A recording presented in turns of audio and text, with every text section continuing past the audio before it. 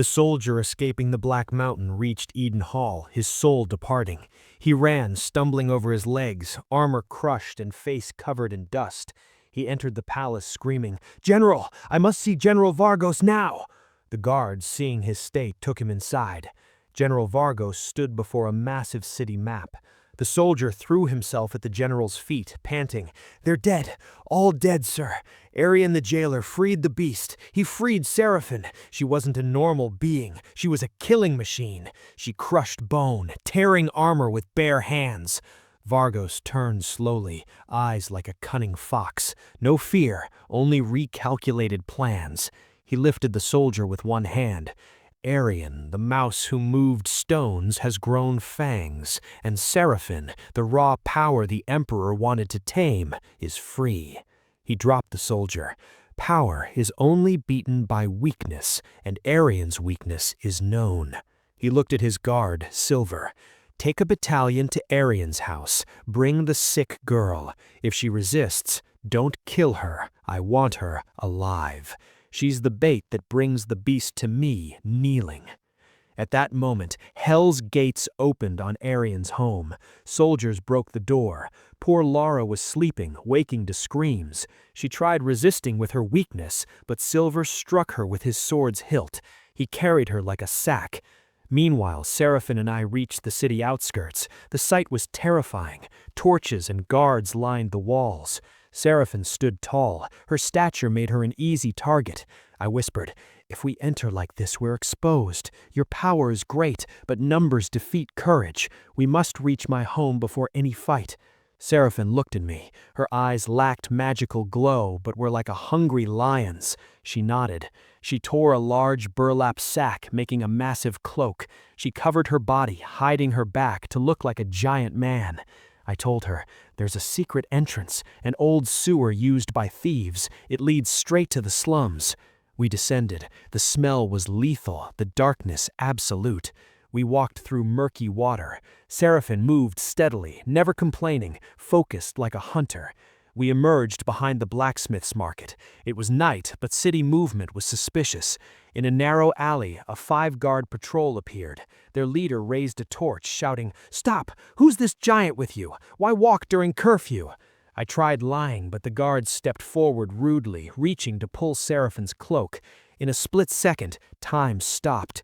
Seraphine didn't use magic. She grabbed his arm. A muffled, violent snap followed. The guard screamed, but she muffled him with her other hand, lifting him like a feather. She slammed him down so hard the street tiles cracked.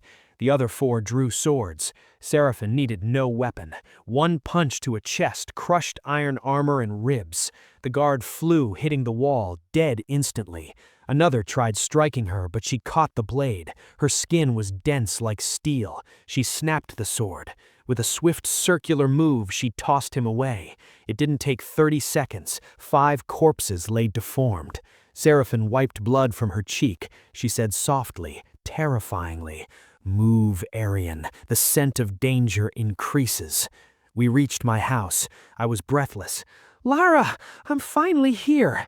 I pushed the door. Shock was a cold knife in my heart. The house was empty. Chairs broken. Food scattered. Lara's bed was empty, stained with blood. I screamed, shaking the walls. Seraphine entered, looking with expert eyes. She sniffed the air. "They took her. The scent is fresh. Many soldiers. The scent of fear." I collapsed. Everything I did was wasted. The gold, the risk. Lara was gone to death. Suddenly, a terrified soldier entered with a white flag. Seraphine almost crushed him, but I shouted, "Wait!" The soldier threw a parchment and ran like he'd seen a ghost. I opened the letter, Vargos's handwriting. "To the lover jailer. Lara is our guest in the Grand Square. She's alive, but not for long. The equation is simple. A life for a life. Deliver the beast bound at dawn, and you'll take Lara and leave in peace. 1 minute late, and her head rolls under your feet." I looked at Seraphine with tears. "They want you, her life for yours." Seraphine sat on a wooden chair that creaked under her weight. She stared into the void. "Betrayal is in human blood, Arian. If you surrender me, they'll kill us all." I know, but there's no other way. This is Lara, my soul, she said. Sleep, Arian. A tired mind breeds defeat. With her commanding tone, I drifted off against the wall. With a rooster's crow, I woke. Seraphine, where are you? The hut was empty. I ran outside. No trace. Had she fled? The devil played with my mind. Of course she'd flee. She's free. You were just a tool. I felt an indescribable sting of betrayal. No time for regret. I'd go to Vargos, throw myself at his feet. Maybe he'd take me instead. I walked through streets awaking to drum beats in the square. My steps were heavy, like walking to my gallows. On the main road, footsteps echoed behind me. I froze. Seraphine emerged from a side path, covered in dust and strange grass, as if from a distant forest. I yelled, "Where were you? I thought you ran." Seraphine put her hand on my shoulder with strange confidence. Kings don't flee, Arian. I went to send the call. Vargos and the Emperor have a massive army. I had to ensure the balance of power didn't tilt. I asked, "Call to whom?" She cut me off. "No time. I accept Vargos's terms. Bind me, Arian." I stammered. "Bind you? You're crazy. They'll kill you." She insisted. "It's the only way to save Lara. Trust me one last time." I took a thick mine rope. I tied her hands behind her back, crying. I felt like a traitor. She stood like a mountain. We entered the square. The scene was majestic. Thousands of soldiers. On a high platform, Vargos stood beside a kneeling, bound Lara. A sword was at her throat. Her eyes teared up. She was gagged. Vargos laughed loudly. "Well done, Arian. Love creates miracles, or traitors." Soldiers approached Seraphine cautiously, placing heavy iron chains on her neck, hands, and feet. 10 soldiers pulled to make her kneel. Finally, Seraphine knelt, but her eyes looked up at Vargos defiantly. I ran to the platform. "I did it! Let Lara go!" Vargos looked at me with contempt. "The promise was to deliver the beast. You did. But I never promised you'd live to tell the tale." He raised his hand. "Kill them all! No witnesses to the Emperor's greatness!" The executioner raised a massive axe over Lara. Soldiers surrounded me with spears. I screamed, "No!" At that moment, the earth shook. Not a normal tremor, an 8.0 magnitude earthquake. A terrible sound came from the north wall. Everyone froze. Vargos looked in terror. Suddenly, a section of the city wall exploded like cardboard. Through the dust, he appeared. Not human.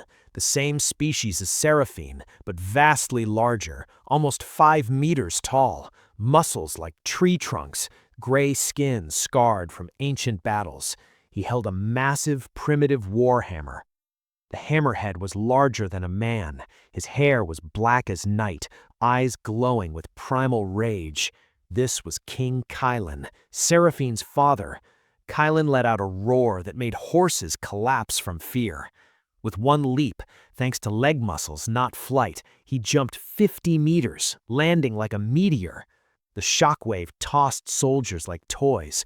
The executioner lost balance, falling. Kailen struck his hammer. The crack reached Seraphine's chains, shattering the concrete anchors. Seraphine stood, snapping the broken chains like spider webs. She let out a roar of victory. Vargos screamed, "Kill them! Use the cannons! They're just flesh!" But they weren't. They were like tanks.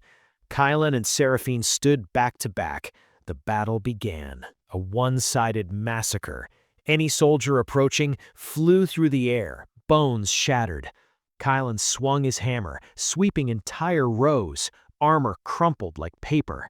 Seraphine used her broken chains as whips, shattering skulls. I exploited the chaos, ran to the platform, and untied Lara. "Don't fear, rescue is here." Vargos tried fleeing, but Kailen saw him.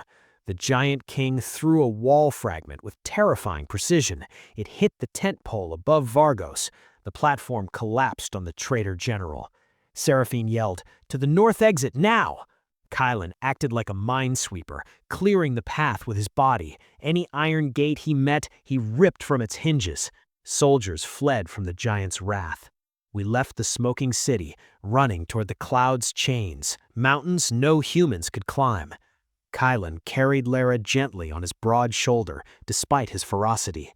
Seraphine carried me. They climbed with ease. After hours, we crossed the cloud layer. I saw a sight I'll never forget. A hidden, vast valley filled with greenery and pure rivers. In the center, a city of white stone, ingenious yet simple. Dozens of giants, men, women, and children, lived in peace, farming and training. Kailen lowered Lara gently. He hugged Seraphine, a warm, fatherly embrace. He said in a deep voice, "Welcome home, my daughter. Welcome home, my queen." I stood stunned. Queen? Seraphine smiled, looking tired.